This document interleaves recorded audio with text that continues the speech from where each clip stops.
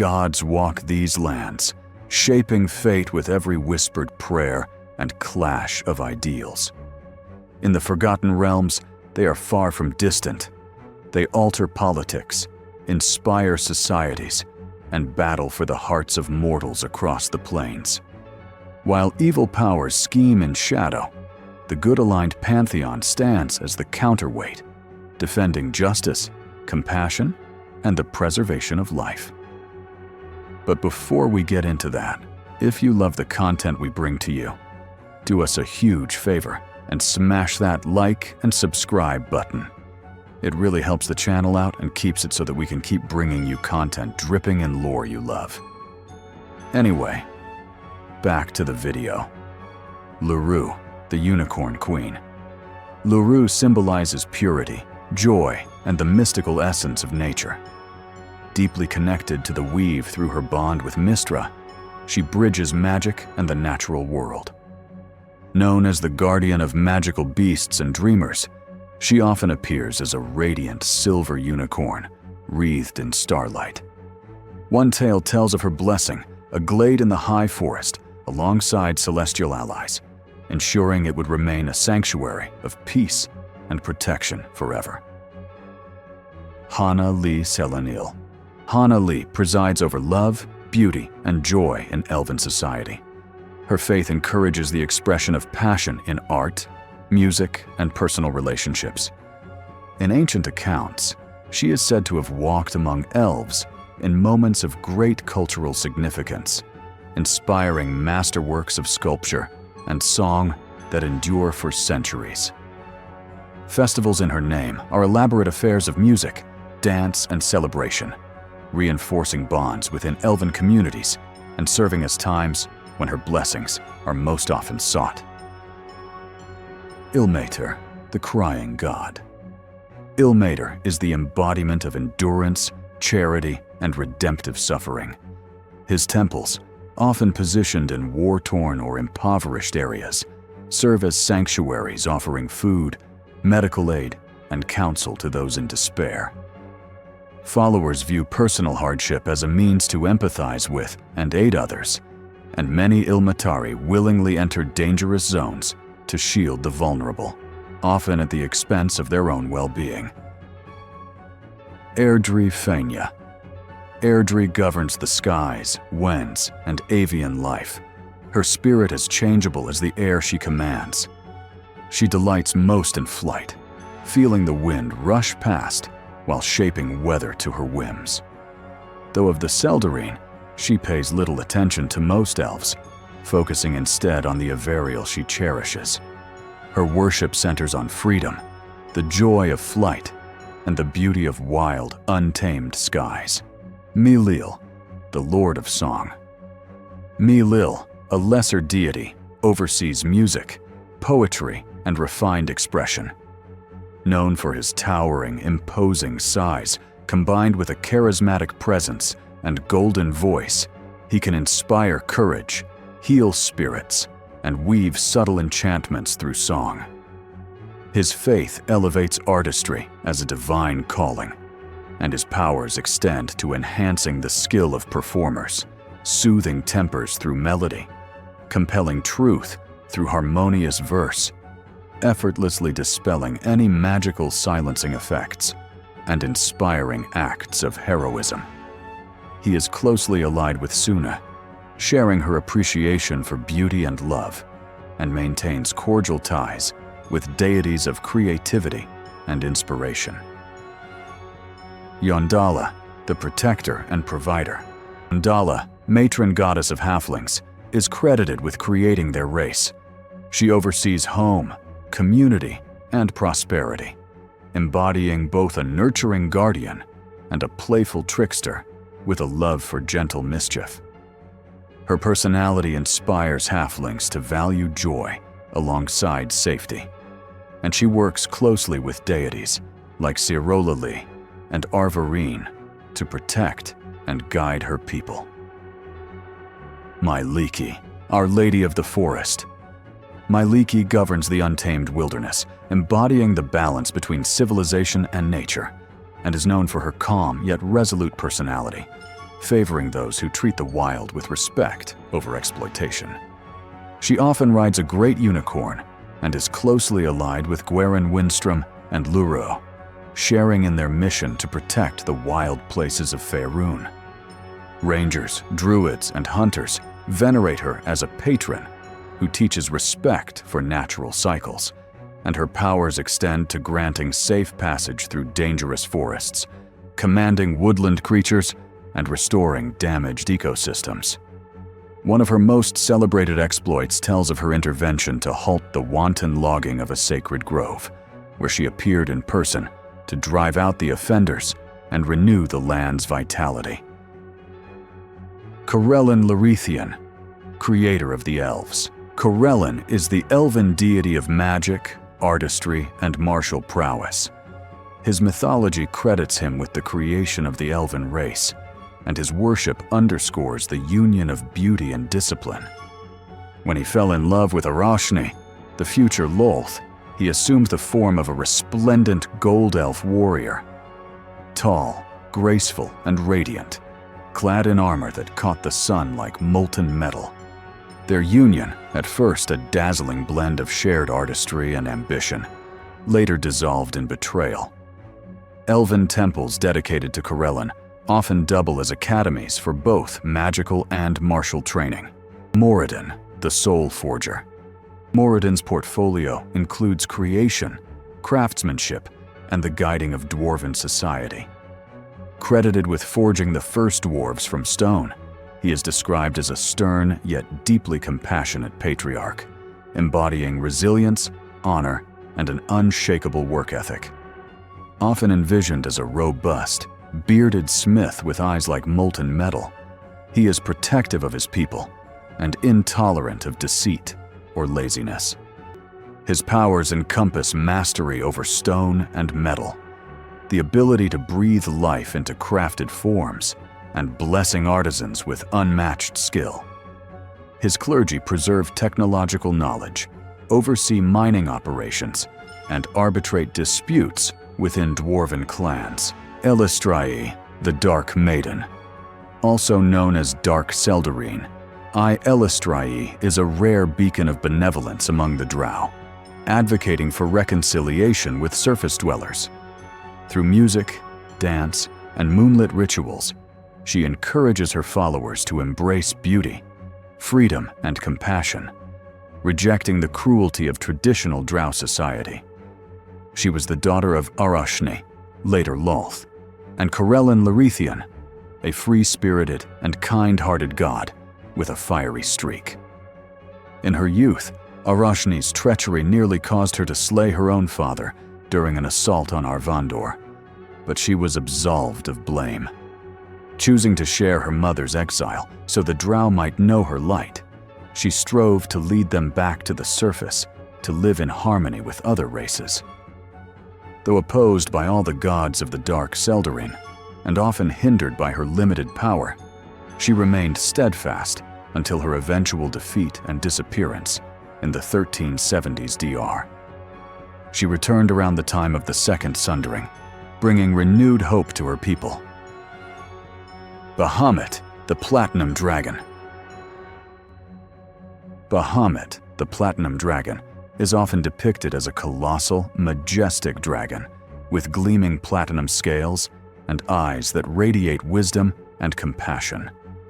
He represents the highest ideals of justice, mercy, and honor, holding himself to the same flawless standards he expects of others. His eternal opposition to Tiamat shapes much of draconic politics, and his temples serve as training grounds for champions of righteousness, places where both physical prowess and moral integrity are forged. When choosing a human guise, he often delighted in appearing as Fizban the Fabulous, a seemingly bumbling old man whose eccentric manner masked his divine wisdom and power. Although Bahamut preferred diplomacy and peace, his martial power was unmatched when called upon. In battle, he could unleash a frigid cone of cold or a strange vapor that turned enemies to mist, and his roar could annihilate targets or leave them permanently deafened.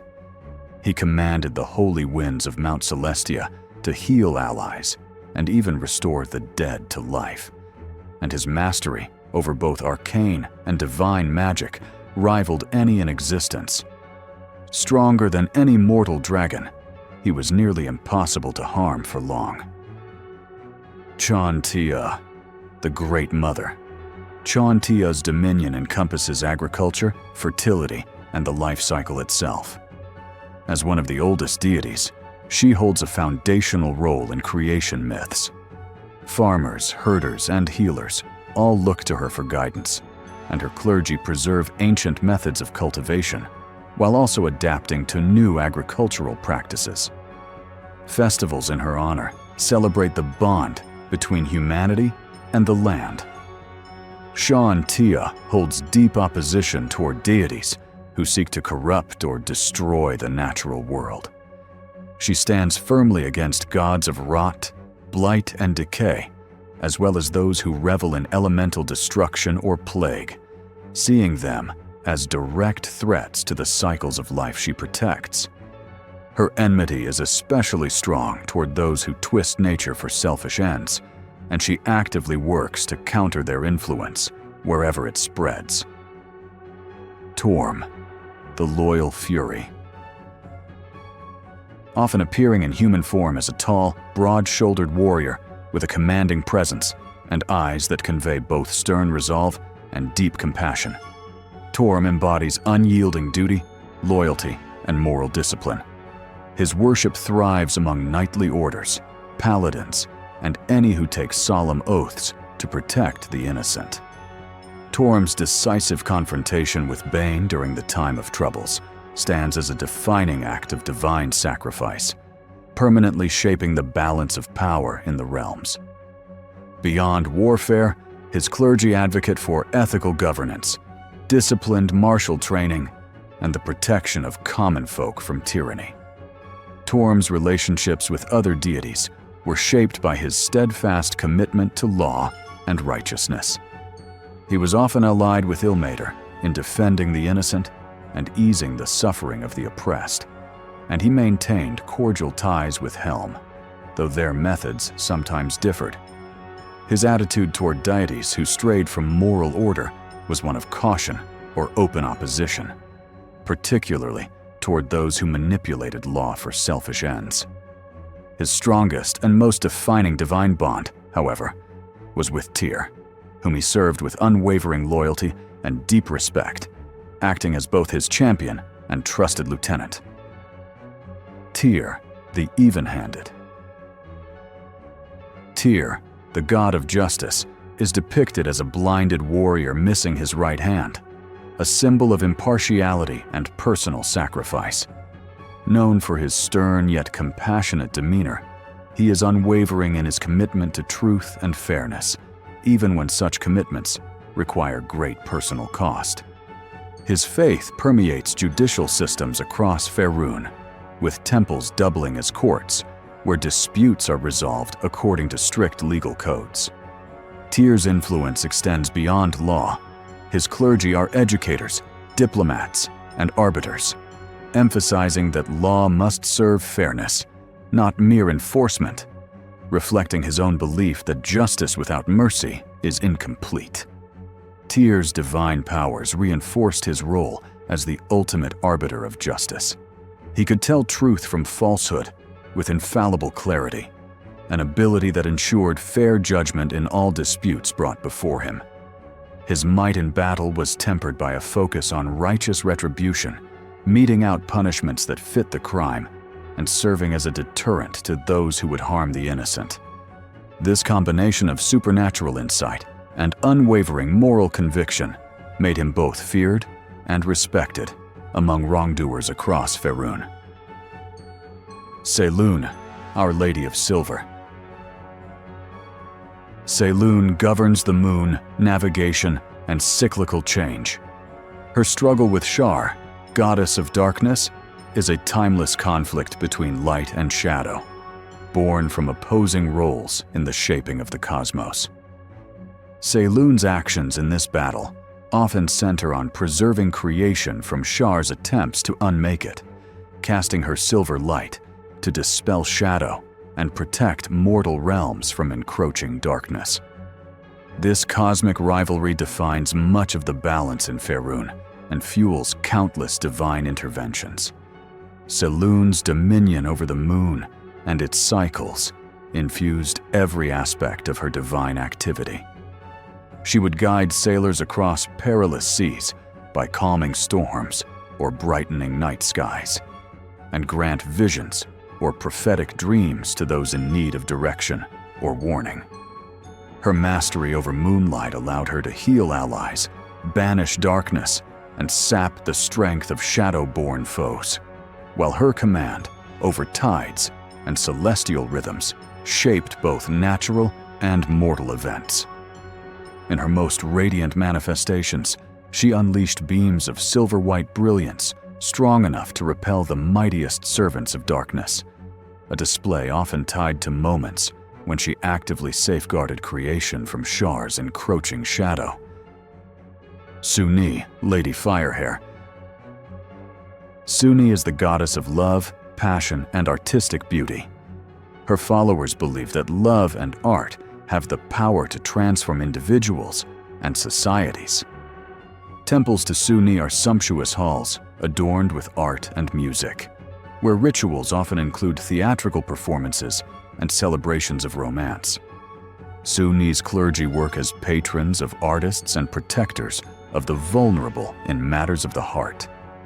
Yet Sune's portfolio is not confined to idyllic romance.